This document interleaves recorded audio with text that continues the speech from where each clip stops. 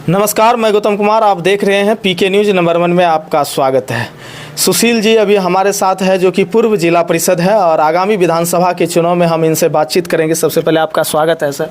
धन्यवाद सर। ये आगामी विधानसभा चुनाव जो है, और हमारे बिहार में जो अब चुनाव का भी तारीख लगभग मानिए कि तय होने वाला ही है, और अक्टूबर में जो है चुनाव है, तो इस पर आपका क्या प्रतिक्रिया है? देखिए, अभी जितने भी पार्टियां हैं वो तमाम पार्टियां आपको साल भर अभी कर रहे हैं। आप साल भर पहले से ही चुनाव ये लोग लड़ रहा है। बिहार के जनता को कैसे प्रभावित करेंगे, कौन मुद्दा छोड़ेंगे, या पहले से आप देखे होंगे। हमारे जो एक जन स्वराज पार्टी का आपको लगभग हमको लगता है साल भर पहले से इधर क्योंकि नई पार्टी है जन स्वराज हमारे बिहार में, और ये कंपनी की तरह काम करता है। ये महीना पर लोग का इतना सीधे में आप आरोप कैसे लगा रहे हैं? नहीं, आरोप नहीं लगा रहे हैं। इनके पास व्यवस्थित व्यवस्था है। इनके पास जो लोग प्रचार करने के लिए आए हुए महीना पर है, मैं पूछा उन लोगों से, महीना पर हैं। आपको दूसरे स्टेट के हैं। एक व्यवस्थित कार्यक्रम इनका चल रहा है पूरे बिहार में। सर, कहा जाता है राजनीति का चाणक्य कहा जाता है प्रशांत किशोर जी को।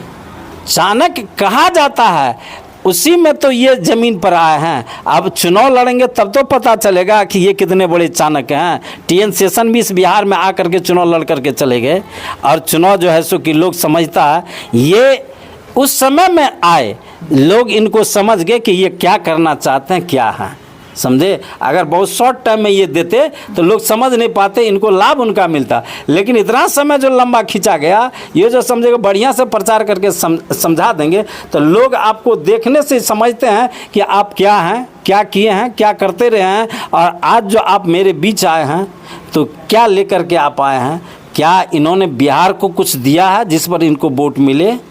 बिहार नई पार्टी है तो सर जब सरकार बनेगी इसका, तब तो बिहार को कुछ देंगे। पार्टी और सरकार बनने के बाद आप कुछ दिखाएंगे, उससे पहले कार्यक्रम तो आपका ऐसा चलना चाहिए सरकार के विरुद्ध। जो सरकारी तंत्र अभी व्यवस्था में आप देखेंगे तो किसी भी ऑफिस में बिना पैसा का काम नहीं हो रहा। बड़े पैमाने पर, इतना ही नहीं, परीक्षाएं जो हो रही है उस तमाम परीक्षाओं में धांधली की व्यवस्था ऐसे सेटिंग में है जो बिना पैसा दिए लोगों का सिलेक्शन नहीं हो रहा है। इसके लिए तो सर जिम्मेवार अभी की जो स्थानीय सरकार है बिहार में, और जो जेडीयू की सरकार विगत 20 वर्षों से हमारे राज्य में काम कर रही है, ये हमलावर तो उस पर होना चाहिए, क्योंकि उनका सिस्टम व्यवस्था यहाँ काम नहीं अच्छे ढंग से कर रहा है। वही चीज हमारे जो प्रशांत किशोर जी हैं, इनको सोचना चाहिए बिहार में जो गलती कर रहा है जो सरकार, उसके विरुद्ध आप लड़ेंगे तभी ना आपको लोग चुनेगा। वो तो अगला तो सामने है। उसके विरोधी में तो ये खड़ा हो रहे हैं ना। कहाँ आपसे बात कर रहे हैं? ये किस भूल भुलैया में आप हैं? हाँ। इस भूल भुलैया को आप भूल जाइए। ये उस सरकार के सपोर्ट में काम कर रहे हैं, विरोध में काम नहीं कर रहे हैं। और आपको मैं जानकारी देता हूँ, पूरे बिहार में आप इनकी, फिर यदि उनके सपोर्ट, एक मिनट, पूरे बिहार में इनकी भाषा सुनेंगे आप ये तेजस्वी पर बोलते हैं, ये पढ़े लिखे हैं, पॉलिटिशियन हैं, ये बोलते हैं नमी पास क्या बिहार को करेगा। मैं जानना चाहता हूं, संविधान में कहीं भी पढ़ाई पर कोई बात नहीं है। संविधान में ये लिखा हुआ है, जनता जिसके साथ होगा वो नेता होगा। वो आईएएस आईपीएस और एमए पास की कोई आवश्यकता नहीं है, जनता की आवश्यकता। जनता आपके साथ है तो वो नेता है। आप बहुत पढ़े लिखे हैं लेकिन जनता आपके साथ नहीं है तो आप कुछ भी नहीं है। इस चीज को मैं आपके माध्यम से उनको प्रशांत किशोर को यह कहना चाहता हूं कि आप जब किसी पर उंगली उठाते हैं तो संविधान को आप छेड़ रहे हैं। आप संविधान के विरोध में बात कर रहे हैं। जिस संविधान में आपको जो लिखा हुआ है, यहां पढ़ाई पर कोई चर्चा नहीं, तो आप चर्चा करते हैं तो उस संविधान पर उंगली उठाते हैं। अच्छा, सुशील जी किस पार्टी को समर्थन करते हैं? मैं तो कोसी का लड़ाई लड़ता हूँ। मेरे कोसी के लोगों का उद्धार हो जाए, कोसी के लोगों की व्यवस्था हो जाए, पूर्णिया से दरभंगा तक के लोगों को सेफ कर दिया जाए, यही मेरी मंशा है। इसी की लड़ाई में लड़ता हूँ। सर, आप किसी पार्टी को तो वोट जरूर देते हैं। किसी पार्टी तो ऐसे सामने जो उम्मीदवार बेहतर आया उसको वोट दे देते हैं। जो आप कह रहे हैं वो भी तर्क आपका एकदम 100% सही है। मैं उससे भाग नहीं रहा हूँ। मैं पूर्णिया से दरभंगा तक का जिस इलाके में मैं बसा हूँ, रहा हूँ, खाया हूँ, पिया हूँ, बड़ा हुआ हूँ, मैं इस इलाके को सेफ करने की लड़ाई लड़ रहा हूँ। ये सेफ्टी में आ जाए, यही मेरी लड़ाई है। एक सवाल और बनता है, यहाँ कोसी क्षेत्र के लिए सबसे अच्छे नेता कौन है? कोसी क्षेत्र के लिए नेता तो है ही नहीं। अगर नेता रहता तो अभी हम लोग को लड़ना पड़ता। नेता है कहाँ? पूरे देश में कुर्सी की लड़ाई होती है, एक भी नेता पर आप जो है सो कि ऐसे कर दिया ये नेता है और देश के लिए सोच रहा है, तमाम लोग कुर्सी के लिए सोच रहा है।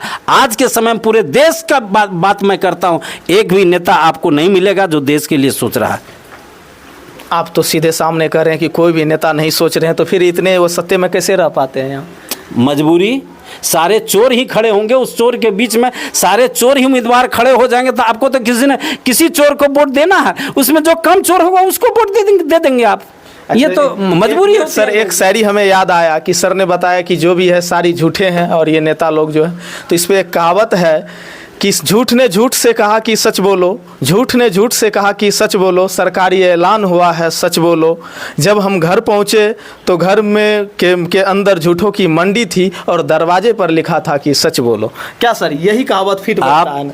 आप जब पार्लियामेंट का वक्तव्य सुनते होंगे, तमाम नेता लोग रहते हैं, पूरा देश के जो भी कचरा है ना वहीं मिलेगा आपको। और एक को बात करते सुने हैं कि इतना लोग है, फैक्ट्री लगाओ सब और सब बंद करो और फैक्ट्री ही लगाओ। बेरोजगारी हमारे यहाँ बहुत है। 1.25 अरब देशवासियों की बात करता हमारे मोदी जी, लेकिन 1.25 अरब देश में जो बेरोजगार है इसकी बात मोदी जी नहीं करते। उसके लिए हम फैक्ट्री लगाएंगे, उसके लिए काम कर देंगे, इस पर बात मोदी जी नहीं करता। उसमें जब आप चुप रहते हैं, जिस भी पार्टी का लोग अगर उसके विरोध नहीं बोलता, चुप रहता है, तो चुप्पी का मतलब होता है उसका समर्थन। बुरा जो देखन मैं चला, बुरा न मिलिया कोई, जो दिल खोजा अपना तो मुझसे बुरा न कोई। बिल्कुल आवाज हम लोग की है।